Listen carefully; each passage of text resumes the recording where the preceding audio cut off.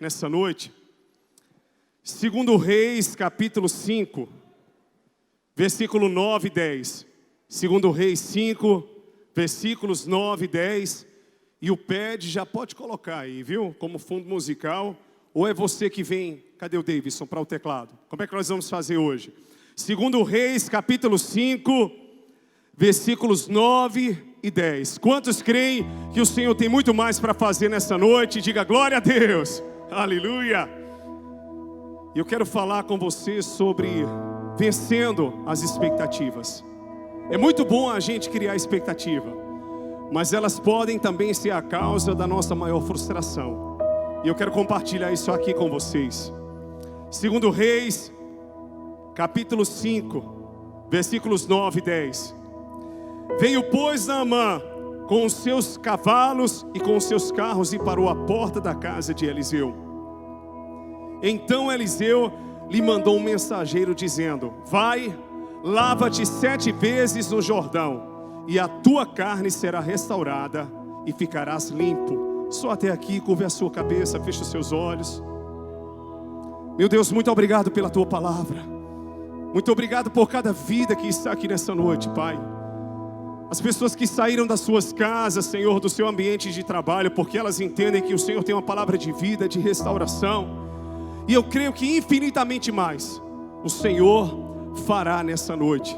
E eu creio que segundo as tuas riquezas em glória, o Senhor há de nos abençoar. Porque o nosso coração clama por mais a tua presença.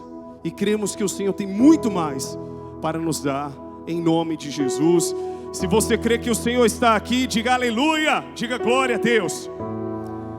Meus lindos, é interessante que segunda-feira eu tive uma experiência de celebrar um casamento à beira-mar. E tudo muito lindo, mas também um ato de fé, porque quando você lida com lugares abertos, você lida também com os fatores climáticos. Então eles pesquisaram na questão do clima e viram que não iria chover. Quando nós chegamos no casamento, começou a chover. Então a mesa que estava montada, rapidamente ela foi tirada. E a gente percebeu que era só uma nuvem, tudo muito lindo mesmo. A cerimônia aconteceu na beira-mar. Eu até preparei já os pais da noiva e do noivo. Eu falei, olha, com chuva ou sem chuva eu vou até o fim. Se começar a chover, a gente na beira-mar, porque fizeram um corredor, cadeiras muito lindo. Então a gente vai até o fim, não vamos parar a cerimônia não. Eu vou procurar ser breve, exatamente porque a maré estava subindo.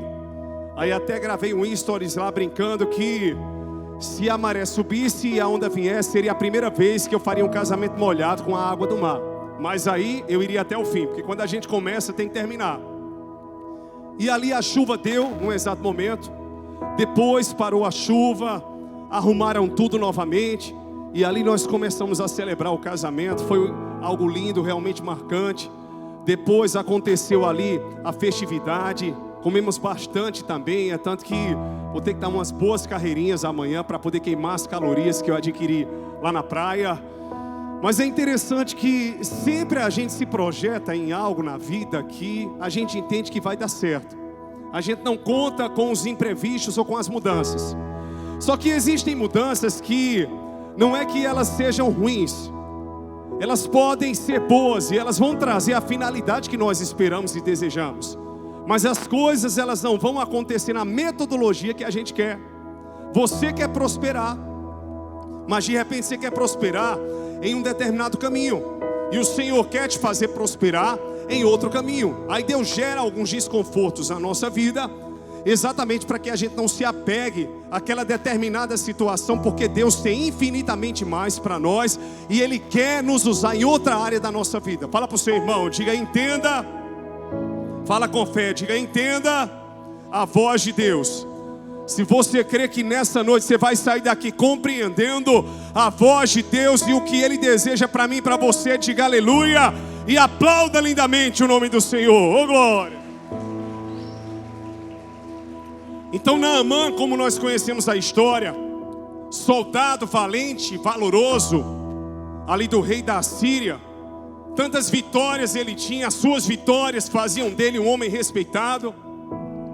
Tinha sua esposa, uma escrava que havia vindo de Israel, e conhecia o profeta de Samaria. diz a palavra que por trás da sua armadura existia uma lepra, que naquela época, naquele tempo, era algo incurável. Ninguém sabia disso, só aqueles que faziam parte da sua intimidade. Mas o rei sabia. Então de repente a escrava, ela diz: se o meu senhor conhecesse o profeta que há em Samaria, certamente ele oraria e ele seria sarado dessa lepra. Então quando ele obteve aquela informação, rapidamente o rei da Síria mandou uma mensagem para o rei de Samaria. Só que o rei de Samaria, ele ficou ali assustado. Ele disse: eu sou porventura Deus para fazer isso? E Eliseu disse: não deixe ele vir. Só que quando Naamã vai até Eliseu, ele vai criando uma expectativa. Não só porque ele era uma figura de autoridade, mas porque você não espera chegar, vamos dizer, um médico e ele mandar um recado pelo enfermeiro. Você não espera chegar numa loja e de repente não ser atendido pela pessoa responsável pelo atendimento.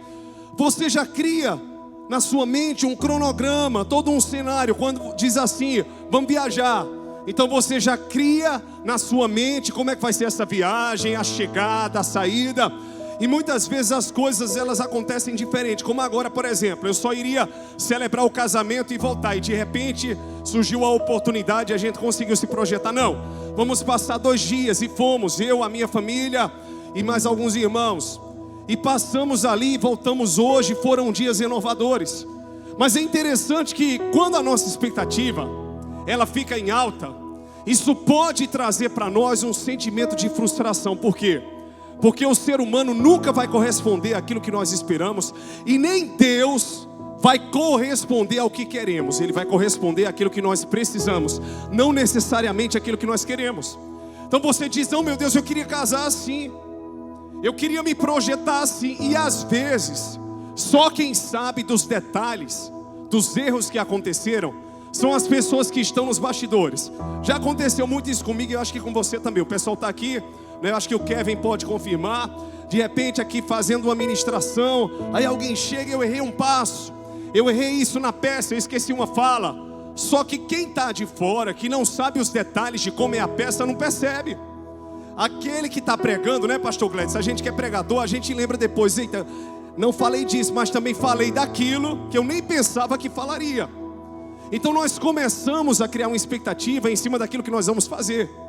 Só que as coisas não saem exatamente do jeito que nós queríamos que saísse. Mas pode ter certeza que a vontade de Deus é boa, perfeita e agradável.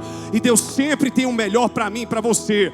De repente você diz: meu Deus, por que a coisa não funciona assim no meu trabalho, nas minhas emoções? Por que não está funcionando assim nos meus relacionamentos? Você está vendo hoje, mas nós temos um Deus que é eterno. Ele é o mesmo ontem, hoje e será eternamente. Ele sabe o que é melhor para mim e para você. A sua vontade é boa, perfeita e agradável. E pode ter certeza que a palavra de Jeremias se cumpre quando ela diz: eu é que bem sei os pensamentos que tenho a vosso respeito, diz o Senhor, pensamentos de paz e não de mal, para vos dar o fim que desejais. Quantos já tiveram um sentimento de um ex ou uma ex que você diz: meu Deus, eu pulei uma fogueira de costas? Se eu tivesse casado com essa pessoa, sangue de Jesus tem poder. Pelo estado que você vê essa pessoa hoje. Quando você estava em um determinado emprego, que você viu que aquela loja ou aquele empresário, aquela pessoa talvez faliu, não sei, ficou devendo a todo mundo. Você olhou para trás e disse: meu Deus, muito obrigado, porque na época o Senhor me tirou e tinha essa porta maior aberta para mim. E de repente a gente começa a criar expectativas. Criamos expectativas em relação a um filho. E é normal do ser humano. O problema não é a expectativa. O problema é quando nós não nos abrimos para vivermos o novo. Então Naamã, ele cria uma construção na sua mente: eu vou chegar, o profeta vai sair, ele vai orar por mim, e ele orando, eu serei curado. E de repente quando ele chega na casa do profeta, até porque o profeta disse: deixa ele vir. E ele foi. E quando ele chega lá, diz a palavra que o profeta manda um mensageiro dizer: vá se lavar 7 vezes no Jordão e você será curado. Mas peraí, não foi isso que eu imaginava, não era isso que eu esperava. Só que a metodologia de Deus não é a nossa. Ele é o Senhor, nós somos servos. O jeito de Deus não é o nosso. Outra coisa que eu quero que você entenda, e esse princípio tem que estar cravado em nossos corações, é que Deus, Ele vai fazer aquilo que nós precisamos, mas não aquilo que nós queremos. O que nós queremos, essa geração muitas vezes quer determinar como Deus tem que agir, como tem que ser o passo a passo. O que Deus está dizendo é: você não quer subir a escada, você vai subir. Você não quer voar como águia, você vai voar. Você não quer correr como a costa, você vai correr. Mas não é do seu jeito não, é do meu jeito. Eu sei como te dar velocidade, eu sei como te dar resistência. Tem gente que começa e não termina, por quê? Porque não está pronto para administrar aquilo que Deus dá. Eu sei que nós aprendemos todos os dias, mas se Deus hoje entregar a você o que você deseja, será que você vai dar continuidade? Ou você vai começar, porque todo mundo começa na empolgação. Tudo que é novo empolga. Depois, com o tempo, se não tiver sustentação e a mão de Deus, vai desabar. Por quê? Porque tudo que torna-se rotina, tudo que torna-se a mesma coisa, então isso traz para nós como seres humanos, é tendencioso, sabe, um costume comum. Então a gente passa a não valorizar tanto como valorizávamos antes. Então de repente, o Senhor não era dizendo que Ele não era especial, não era dizendo que Ele não era importante. Deus estava ensinando a Naamã não apenas o que era uma cura, mas Deus estava ensinando o que era uma metodologia segundo o coração dele. Fala assim comigo, diga: nessa noite eu tenho que entender que Deus vai fazer, mas é do jeito dele. Mas eu declaro e profetizo que 2021 vai ser o ano que Deus, Ele vai curar a tua história, Ele vai curar a tua vida financeira, a tua vida profissional, emocional, familiar. Eu profetizo em nome de Jesus que o destino que Deus tem para você se cumprirá, mas não será do seu, do meu, do nosso jeito, será do jeito dEle, mas o nome dEle será glorificado. Se você crê, diga aleluia. Então ele diz: não, os rios de Abana e Farpar não são mais limpos. Deus não estava falando da qualidade da água, Deus não estava falando da cor da água, Deus estava falando do lugar que Ele queria. De repente chega um homem, um servo, e diz: meu Senhor, se fosse algo mais difícil, o Senhor não faria? Quanto mais mergulhar no Jordão. Como é bom a gente andar com gente obediente. Como é bom a gente andar com pessoas que dizem: não é assim não, meu filho, é do jeito que Deus quer, não é do jeito que você quer não. O tempo não é seu não, o tempo é de Deus. A verdade não é sua não, a verdade é a verdade da palavra dele. E de repente a pessoa pode ficar emburrada. Por quê? Porque o pensamento dela não é o mesmo seu. Mas você não está apontando para o que você acha ou para o que você pensa. Você está dizendo: faça o que Deus te mandou. Muitas coisas não acontecem na nossa vida, não é porque não chegou o tempo, é porque a gente está resistindo. Deus está dizendo: faça, deixa eu te usar, suba, realize, seja ousada. Não, eu tenho medo, e se eu fizer e não der certo? Mas peraí, quem é que está te mandando fazer? É o presidente, é a prefeita, ou é o rei dos reis e o senhor dos senhores? Onde a Bíblia diz que o seu domínio e o seu governo é para sempre. Ande com pessoas que te empurrem para aquilo que Deus quer. Fala para o seu irmão, diga: ande com pessoas que te empurrem para aquilo que Deus quer. Mas entrar nessas águas escuras eu não vou entrar. Fazer isso que estão me mandando eu não vou fazer. Quem está mandando é o Senhor. E o servo disse: se fosse algo mais difícil, o Senhor não faria. Grande detalhe é que nós complicamos aquilo que é simples. Eu sempre falo que na simplicidade existe um poder extraordinário. Em um simples gesto, de você de repente dar um abraço em uma pessoa, de você liberar uma palavra de Deus, de você compartilhar algo, de você ter uma atitude. Vou falar uma coisa aqui para vocês que é bem interessante. Luanda, a esposa do Nielson, ela falou: não é difícil agradar os meus pastores com comida. Basta ter lá em casa iogurte com granola, que eu gosto, e uma caçamba de gelo com miojo, que minha esposa gosta de comer miojo e mastigar gelo. Eu só disse a ela: só não quebre o dente, Mas ela é fã disso. Aí a gente vinha passando na estrada, por um lugar, vende esse gelo. Eu falei, no dia dos namorados, vou trazer minha esposa aqui. Toda vez que a gente vai para um restaurante, ela pede um copo com gelo e termina mastigando o gelo. Eu digo, tá vendo, Luan? Uma coisa é tão simples e alguém está pensando, eu vou chamar o pastor aqui, tem que fazer. Eu sei que é uma questão de honra, mas às vezes a coisa é tão simples e a gente está... Só estou dando um exemplo, mas se quiser me chamar, eu vou. De que muitas vezes Deus está nos orientando na simplicidade. A gente quer fazer o extraordinário, só que o extraordinário está no simples, está no comum. O mais extraordinário de Jesus estava na simplicidade daquilo que Ele fazia. 5 pães e 2 peixes. Chegar e transformar a água em vinho. Jesus não fazia alarde, Ele não dizia, olha, eu vou fazer, vejam os milagres. Quem já viu aqui no Evangelho fogo descendo do céu no tempo de Jesus? Teve. Quantos já viram aqui? Teve só a transfiguração, que foi um momento sobrenatural. O que era sobrenatural eram as curas, paralíticos andando, cegos enxergando. Mas você não vê aos olhos humanos ali, eita, porque fulano de tal saiu na unção, parecia um dominó. E eu creio nisso, eu sou pentecostal. Mas o Senhor na simplicidade, Ele dizia, veja, o que é que você quer andar? Então ande. O que é que você quer? A tua fé te curou, vai em paz. Então o Senhor, Ele falava na simplicidade, mas o poder estava na obediência. O poder estava na submissão à vontade dEle. Se você crê nisso, diga aleluia. Eu, camarada, abençoado, eu quero casar. Glória a Deus por isso. Não existe pessoa perfeita, não existe pessoa ideal, mas tem que ter uma pessoa compatível. Porque o casamento pode ser bênção ou pode destruir a vida de uma pessoa. Então de repente a gente fica naquela ansiedade, eu quero exercer o meu ministério, mas tem maturidade. Não é só chegar, meu filho, e pregar, não é só chegar e tocar, cantar. Você tem que ter estrutura para aquilo que você vai fazer. Porque não é chegar e dizer, eu estou com uma dorzinha, eu não vou poder fazer isso. Ah, porque hoje eu não consegui pagar minha conta, então eu não vou pregar.